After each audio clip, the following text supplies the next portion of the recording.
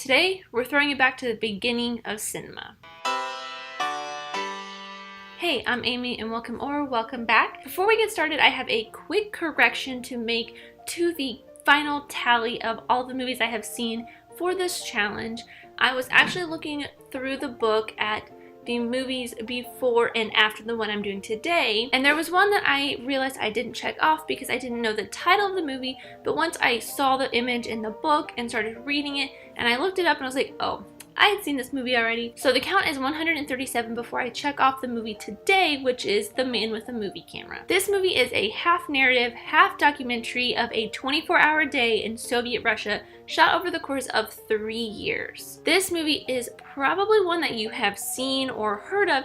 You just probably didn't know the name of it because some of the shots in this are so iconic. This movie is one of the movies that you really are supposed to watch when you study film, and for some reason none of my film classes or my film studies classes really talked about or showed this movie other than a couple clips, which one is the clip that I'm going to show at the end of the video. I was told by someone that this movie is very boring, and I can see why. I actually really enjoyed it, but I think the reason I enjoyed it is because I am a huge film nerd and I love the history of filmmaking, and this movie is basically the entire beginning of the history of filmmaking. Watching this, you can see all of the early techniques that are just ingrained into our films today, and when this movie came out, they were some of the most groundbreaking works of cinema of all time. Some of the things that this film contains that you see pretty much everywhere else are things like early matte work,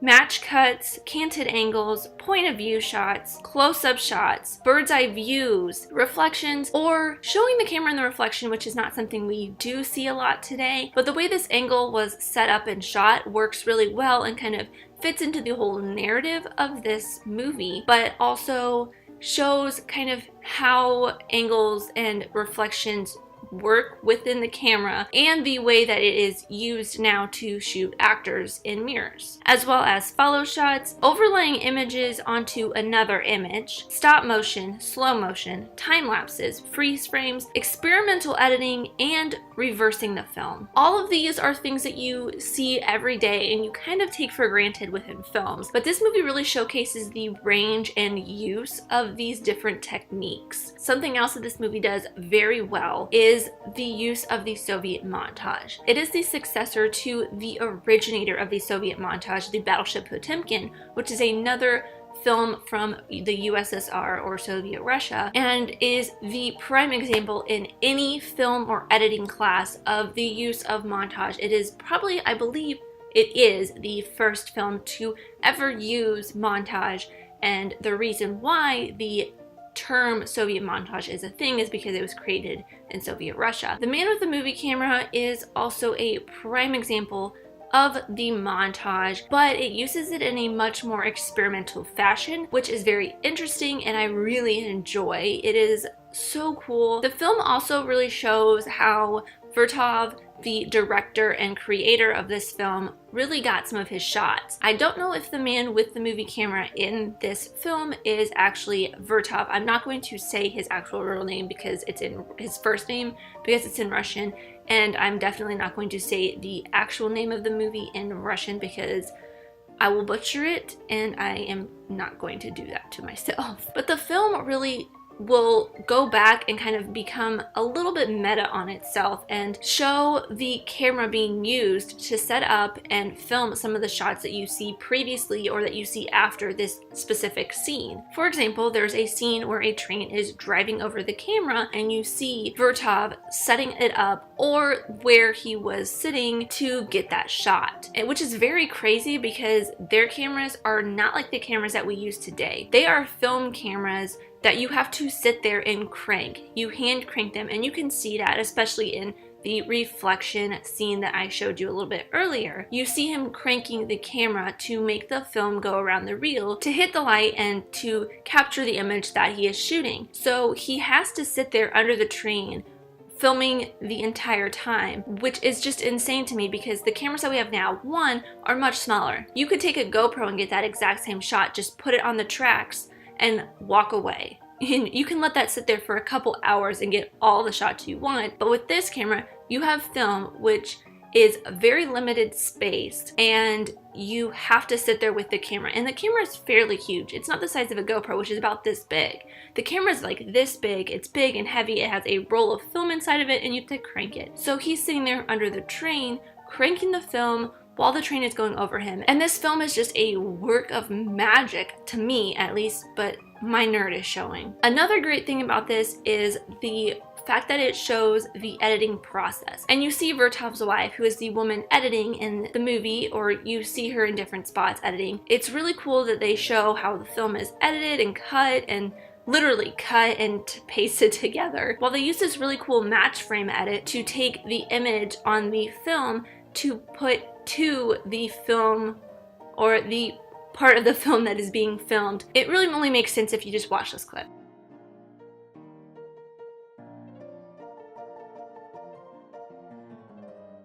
And it's editing tricks like this that aren't really used ever anymore, and that's why I think it's so interesting and cool. This editing technique is something that I really love and I wish was kind of used more. It only really works in certain parts, but I think it's something that could be used a lot more frequently. Something else that is very special about this film is that Vertov just went out over the course of 3 years and shot just a bunch of stuff, real life people, and compiled it into a 24-hour, basically day in the life of this Soviet Russia town. And you really tell that these people are just being filmed by Vertov. It becomes very apparent that this is all just on the fly shooting, because you see people covering their faces or acting very goofy or kind of just staring at the camera very strangely. That's still how people today act when a camera is shoved in their face or pointed at them, which gives it this very nice authentic feel that you don't get with a lot of movies. Granted, this is kind of a documentary, but it's got I feel like it's got more of a natural feel to it than some documentaries, which can be staged a little bit. And to make this even more of a real life kind of movie, he actually shows a real live birth on screen. And I'm not going to put a clip in here because I don't want to get flagged for that, but this movie is on YouTube. I believe it is public domain, so you can just search me with movie camera and check it out yourself. This film is a literal representation of what our eyes see. It shows us what we see in real life and makes it feel as raw and real as the way we see it, which I really enjoy. And he makes this point even further by superimposing a image of an eye over top of the lens, and even having the shutter close over the lens and open back up like the blinking of an eye. Overall, I understand very, very much how this movie can be boring to some people. If you don't like film or the history of filmmaking, or just in general the study of film, this movie is just so boring to you.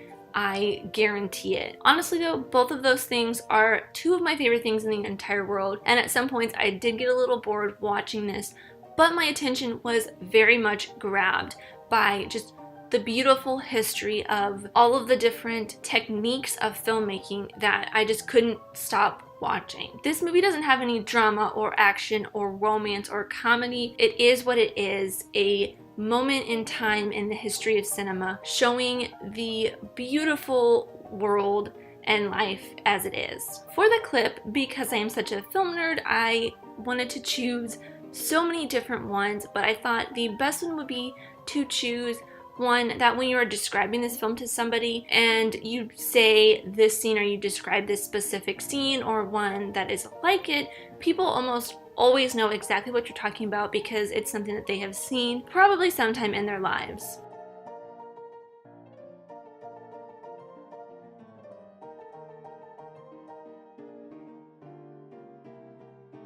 And that's all I have for Remain with the Movie Camera. As always, these are just my opinions and thoughts, but I would love to know yours in the comments down below. Do you love filmmaking as much as I do? What are your thoughts on this movie? I know a lot of people do find it very boring. And if you love filmmaking just as much as I do, let me know if you would like me to do more videos like this talking about filmmaking or other things, because I love talking about this stuff so much and I just would love to have other people who are as passionate about it as me to talk to. If you want to know which films I have watched or just follow my progress in general, there's a link to a Google Doc in the description down below. The next movie, I really wasn't sure of what movie I wanted to pick for next week, but I was at Target last night and they had Good Morning Vietnam for sale, so I got that, and I do miss Robin Williams quite a bit. So for next week, or well, 2 weeks from now, we're going to be talking about Good Morning Vietnam. Thank you guys so much for watching. I appreciate you, whoever you are. Let me know who you are in the comments down below, and let's be friends. If you enjoyed this, leave a like and subscribe if you're new,